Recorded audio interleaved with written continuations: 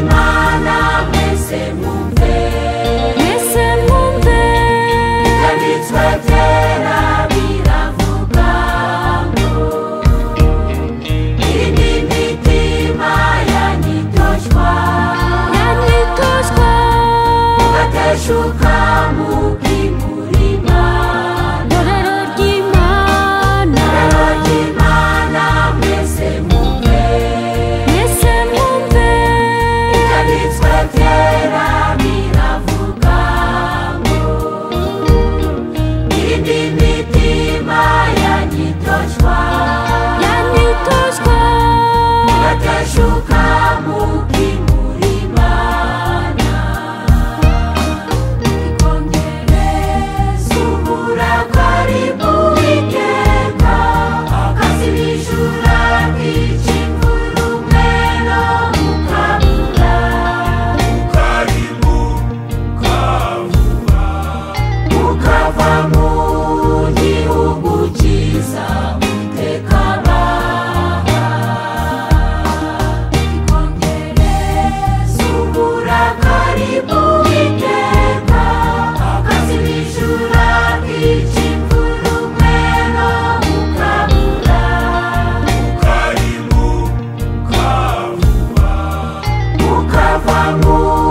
gihugu cyiza Uwiteka abaha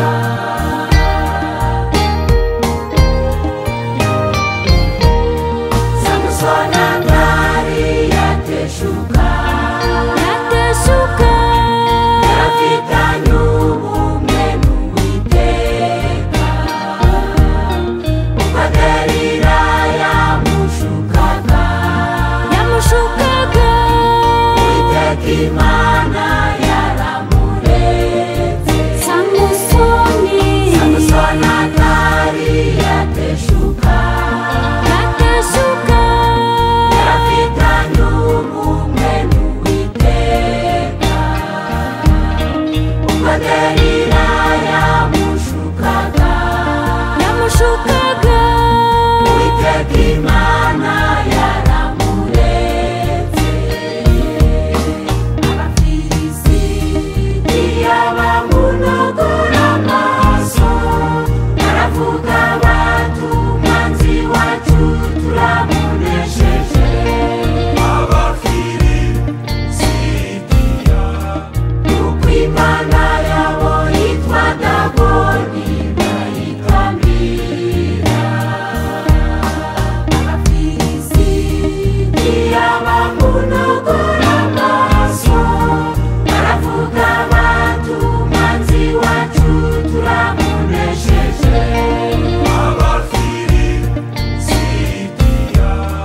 kuko Imana yabo yitwa Dagoni bayitambira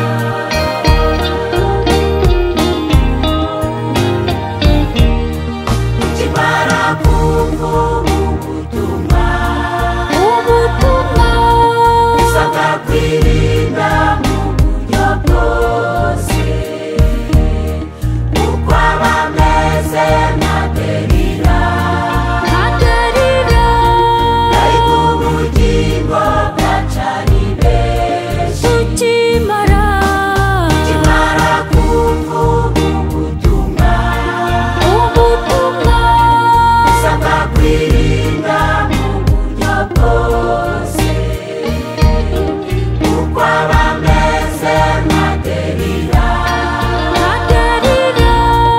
ariko ubugingo bwacari benshi zirikane ijambo Petero yavuze ati mwirinde ibisindisha kandi mube maso kuko umwanzi Satani ashaka kubacoshomera zirikane ijambo Petero yavuze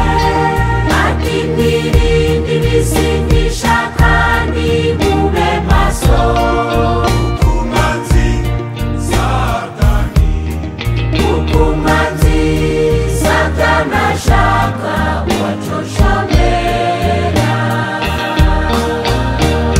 Imigani